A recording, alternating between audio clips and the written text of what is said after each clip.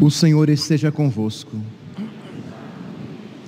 Proclamação do Evangelho de Jesus Cristo segundo Marcos. Naqueles dias, havia de novo uma grande multidão e não tinha o que comer. Jesus chamou os discípulos e disse: tenham compaixão desta multidão, porque já faz 3 dias que está comigo e não tem nada para comer. Se eu os mandar para casa sem comer, vão desmaiar pelo caminho, porque muitos deles vieram de longe. Os discípulos disseram: como poderia alguém saciá-los de pão aqui no deserto? Jesus perguntou-lhes: quantos pães tendes? Eles responderam: 7. Jesus mandou que a multidão se sentasse no chão. Depois pegou os 7 pães e deu graças, partiu-os e ia dando aos seus discípulos para que os distribuíssem. E eles os distribuíram ao povo. Tinham também alguns peixinhos. Depois de pronunciar a bênção sobre eles, mandou que os distribuíssem também. Comeram e ficaram satisfeitos e recolheram 7 cestos com os pedaços que sobraram. Eram 4.000 mais ou menos, e Jesus os despediu. Subindo logo na barca com seus discípulos, Jesus foi para a região de Dalmanuta. Palavra da salvação.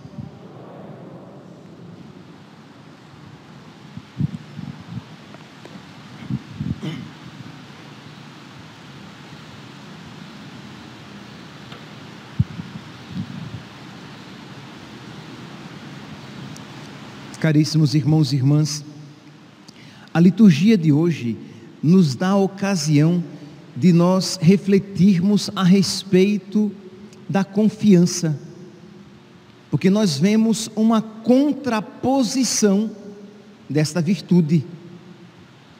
Enquanto na primeira leitura de hoje nós vemos um exemplo de falta de confiança, um exemplo de falta de fé, no Evangelho nós vemos uma atitude diametralmente oposta.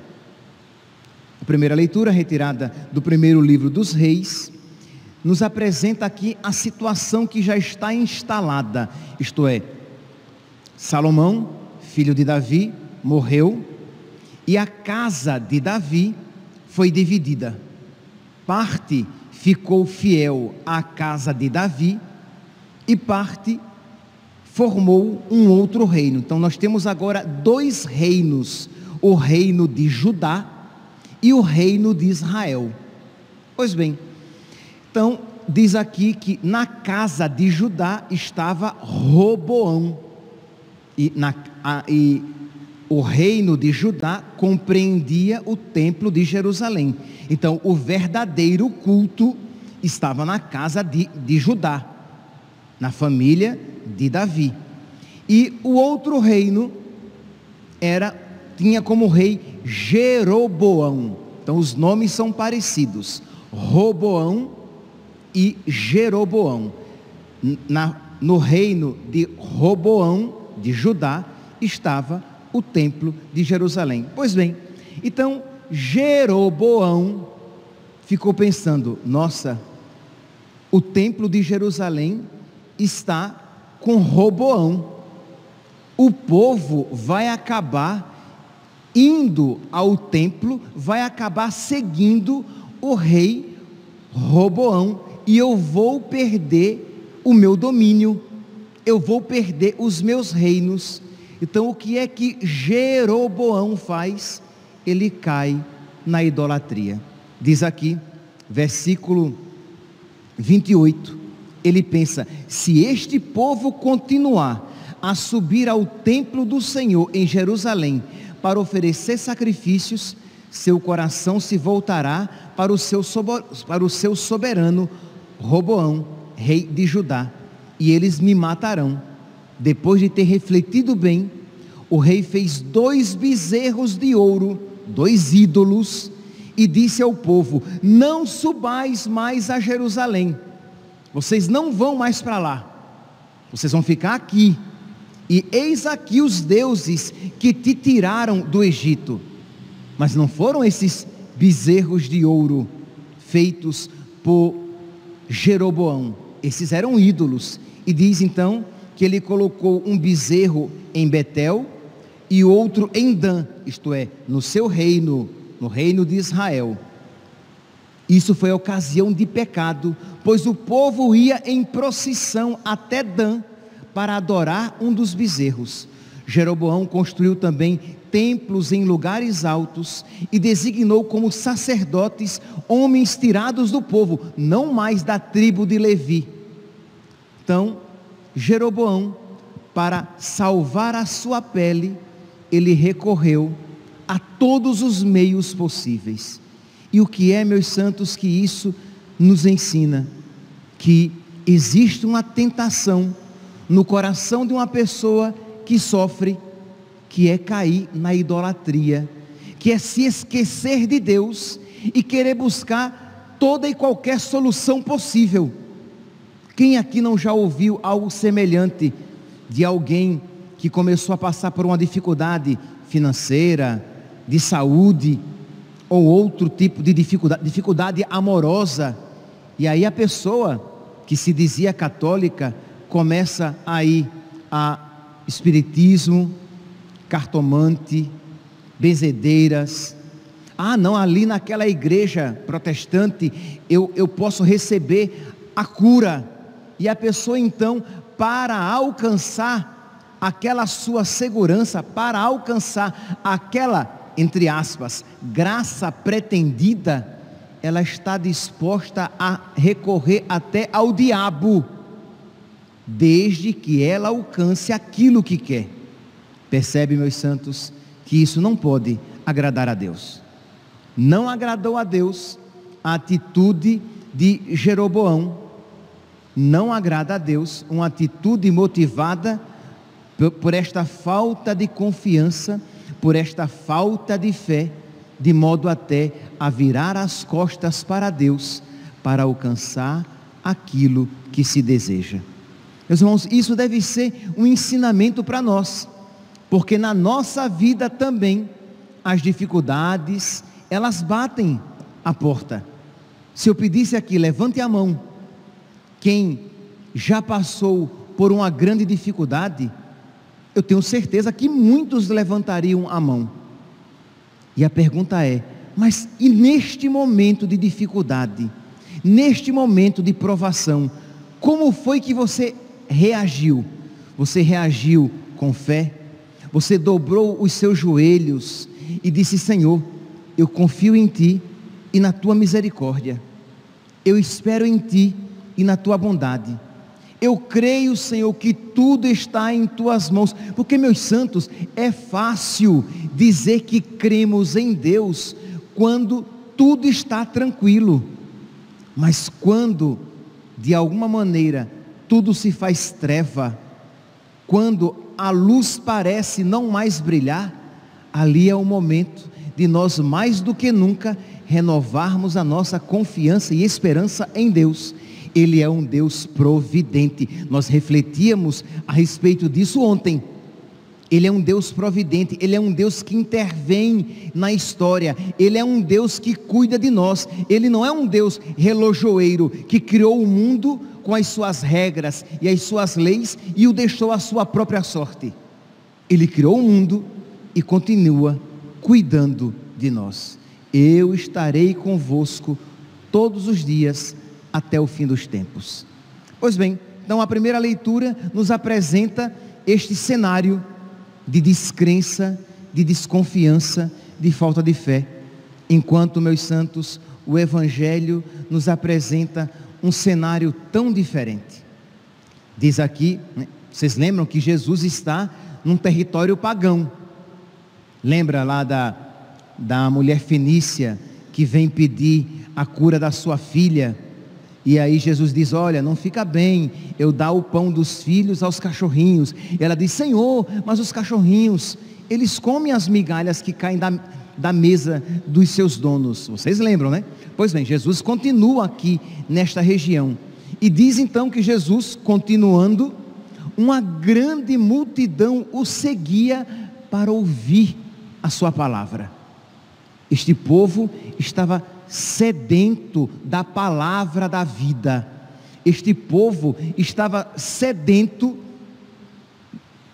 da verdade que Jesus anunciava. Pois bem, e diz aqui que Jesus já estava há 3 dias deserto adentro, e o povo caminhando e seguindo Jesus, de alguma maneira, até mesmo em prejuízo da sua segurança, da sua subsistência, porque já não tinham mais o que comer.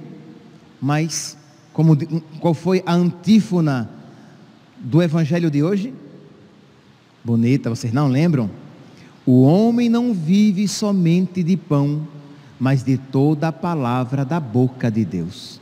Este povo no deserto, este povo aqui, na sua grande maioria pagão, sem perceber, era movido por esta sabedoria, porque embora não tivesse o pão material, eles tinham o pão da palavra de Deus.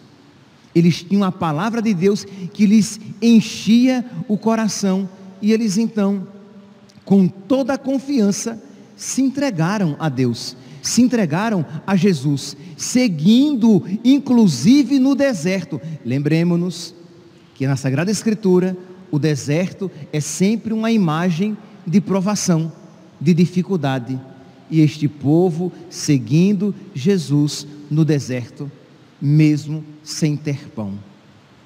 Quem aqui estaria disposto a seguir Jesus no deserto sem pão, faltando-lhe algo neste mundo, não faltando a graça de Deus, não faltando o auxílio interior, não faltando a graça que nos mantém de pé, mas às vezes sim, faltando coisas que até mesmo se apresentam como necessárias, como importantes. Quem aqui estaria disposto? Não responda rápido, meu santo, não responda rapidamente. Pense, medite e veja que, infelizmente, muitas vezes, quando a dificuldade bate à sua porta, a primeira coisa de que você se esquece é de Deus. Você se foca de tal maneira no seu problema, na sua dificuldade, na sua provação, que você é tentado até a cair no desespero. E diz aqui que este povo seguia Jesus, e diz então que Jesus chamou seus discípulos e disse: eu tenho compaixão. Interessante, não foi o povo que foi a Jesus e disse: olha Jesus, nós não temos pão, tem compaixão de nós. Não, Jesus viu, Jesus se antecipa, vendo a necessidade daquele povo, e disse: eu tenho compaixão dessa multidão. Lembre-se que eram mais de 4.000 pessoas, porque já faz 3 dias que está comigo e não tem nada para comer. E Jesus então supera, enquanto a mulher lá, a mulher Ciro-fenícia, disse: Senhor, mas é verdade, mas os cães, os cachorrinhos, eles comem as migalhas que caem da mesa dos seus donos. Jesus aqui, ele dá muito mais do que migalhas, porque ao multiplicar o pão e o peixe, diz aqui que eles recolheram, versículo 8, Marcos capítulo 8, versículo 8, eles comeram e ficaram satisfeitos, eles não comeram migalhas. A grande maioria aqui, pagã, porque nós estamos em território pagão. Eles comeram e ficaram satisfeitos, e recolheram 7 cestos com pedaços que sobraram. Eles comeram muito, eles ficaram satisfeitos, e ainda sobrou bastante, e eram 4.000 mais ou menos ali presentes, e só então Jesus os despediu. Meus irmãos, na Sagrada Escritura, toda a multiplicação dos pães é sempre uma prefiguração da Eucaristia. Isto é, aquela multiplicação dos pães lá no deserto, aqui já é a segunda multiplicação dos pães. Pois bem, todas as multiplicações devem nos fazer voltar os nossos olhos para o verdadeiro pão, o corpo e o sangue de nosso Senhor. E assim como nosso Senhor manifestou o seu cuidado, a sua atenção, o seu carinho para com aquele povo, o Senhor manifesta o seu cuidado, a sua atenção e o seu carinho para nós. Meus irmãos, aproximar-se da Eucaristia, aproximar-se do altar de nosso Senhor, deve fazer brotar do nosso coração esta certeza: Deus cuida de mim. Quando Deus multiplicou os pães, Ele pensava na Eucaristia. Quando Deus alimentava fisicamente aqueles pagãos, Ele se recordava de nós, que temos origem pagã. Nós não temos aqui linhagem judaica, nós não somos do povo de Israel, nós somos de origem pagã. E o Senhor pensava em nós quando multiplicava aqueles pães, porque sabia que misericordiosamente Ele instituiria o sacramento da Eucaristia para alimentar as multidões. Não deixemos, meus santos, não deixemos que as dificuldades da nossa vida ofendam nosso Senhor com a nossa falta de fé, com a nossa falta de confiança. Se você está passando por uma dificuldade, agora mais do que nunca é o momento de você dizer: Senhor, eu creio em vós, e porque eu quero crer ainda mais, eu entro na fila da comunhão para receber a força do alto, o teu corpo, sangue, alma e divindade. Senhor, eu creio no teu amor, e para que eu creia ainda mais, eu entro na fila da comunhão. Claro, aqui sempre predispondo que você está preparado para isso, senão você vai se confessar para poder receber adequadamente, em estado de graça, a Eucaristia. Mas Senhor, eu creio no vosso amor, mas para que eu creia ainda mais, eu quero receber o teu corpo e o teu sangue. Senhor, eu quero te seguir e te servir, mesmo que para isso eu precise passar fome no deserto, mesmo que para isso eu tenha que passar esses 3 dias de fome no deserto, mesmo que para isso eu tenha que passar sede nesses 3 dias no deserto, mas Senhor, eu quero caminhar contigo, eu quero te seguir e te servir, mas para que eu te siga e sirva com cada vez mais fé e destemor, eu preciso receber, Senhor, o teu corpo, sangue, alma e divindade. Deixemos, meus santos, que a gratidão brote do nosso coração. Não recebamos a Eucaristia com indiferença. É o presente de amor de Deus por nós, é o grande presente de amor de Deus por nós, é a antecipação do céu. Porque o que é o céu, senão a nossa comunhão perfeita e absoluta com Deus?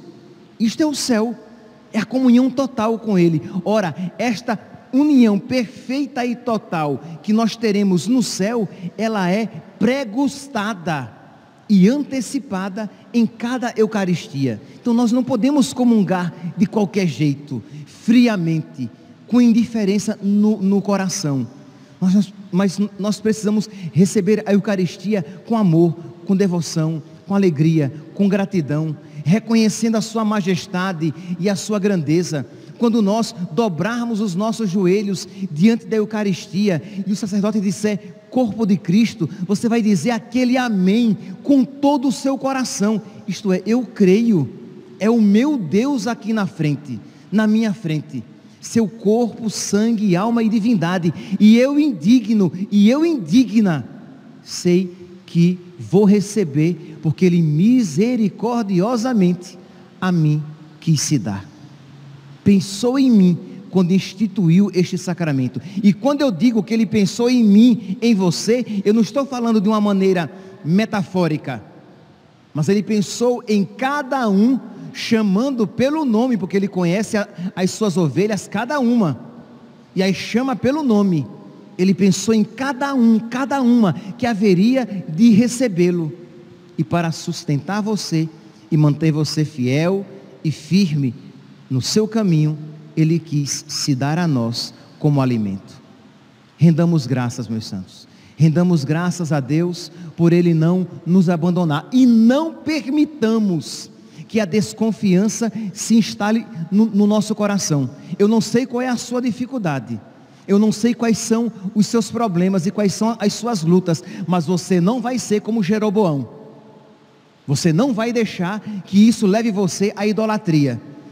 Você não vai permitir, com a graça de Deus e a poderosa intercessão da Virgem Maria, você não vai dar essa tristeza a nosso Senhor e essa alegria ao diabo, de maneira nenhuma.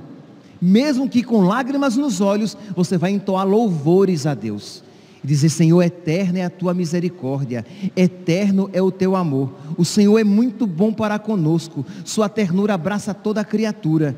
E mesmo que eu passe pelo vale, eu sei, Senhor, que tu estás comigo e eu não temerei. E mesmo, Senhor, que eu tenha que entrar deserto adentro e passar 3 dias, isto é, este tempo de deserto, eu sei, Senhor, que no momento certo tu olharás para mim e dirás: ele não tem o que comer, ela não tem o que comer, e tu me darás, Senhor, mais do que eu preciso, para que eu possa me manter de pé no teu caminho e dar alegria ao teu coração.